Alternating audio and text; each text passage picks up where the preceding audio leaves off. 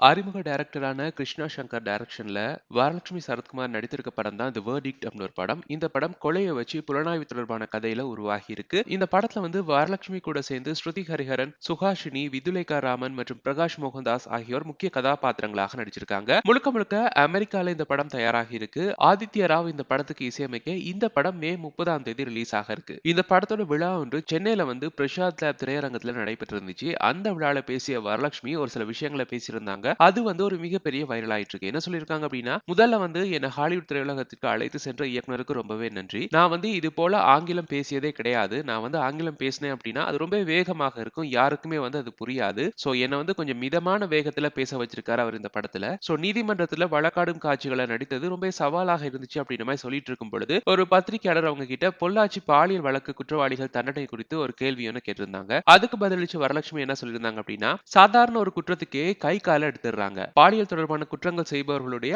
அந்த உறுப்பா இருக்கணும். அதுதான் நல்லது. குற்றம் செய்தவர்கள் உயிரோட வாழவே கூடாது. அப்போதுதான் அந்த தண்டனையை வந்து அவங்களால உணர முடியும் அப்படின்ற மாதிரி ஒரு மாசான ஒரு கருத்து சொல்லியிருக்காங்க. சோ இவங்களுடைய இந்த கருத்துக்கு வந்து நிறைய ஆதரவுகள் பெருகின வண்ணம் இருக்கு. அதுலயும் ஒரு சில பேர் வந்து உண்மையான குற்றவாளிக்கு அந்த தண்டனை கொடுக்கலாம். ஒரு சில நேரங்கள்ல வந்து குற்றமே செய்யாத ஒரு சில பேர் வந்து தவறுதலாக குற்றவாளி அப்படின்னு சொல்லி அறிவிக்கப்பட்டு தண்டனை பெறுறாங்க. அப்படி இருக்கும் பொழுது அவங்களுக்கும் இதே மாதிரியான தண்டனைகள் கொடுக்கும் பொழுது ஒரு அப்பாவி தண்டிக்கப்படுறாங்க இல்லையா அப்படின்ற மாதிரி ஒரு கேள்வியையும் வரலட்சுமி கிட்ட எழுப்பியிருக்காங்க. இது பற்றி உங்களுடைய கருத்துக்களை கீழே கமெண்ட்ஸ் வாயிலாக தெரிவிச்சுக்கோங்க. மேலும் இதே போல சினிமா சம்பந்தமான செய்திகளையும் அதை தாண்டி சீரியல் மற்றும் தொலைக்காட்சி பிரபலங்கள் சம்பந்தமான செய்திகளையும் உடனுக்குடன் பெற்றுக்கொள்ள எங்களுடைய பஸ் டாக்ஸ் சேனலை மறக்காம சப்ஸ்கிரைப் பண்ணிட்டு பக்கத்துல பெல் ஐக்கனையும் கிளிக் பண்ணிடுங்க. தேங்க்யூ.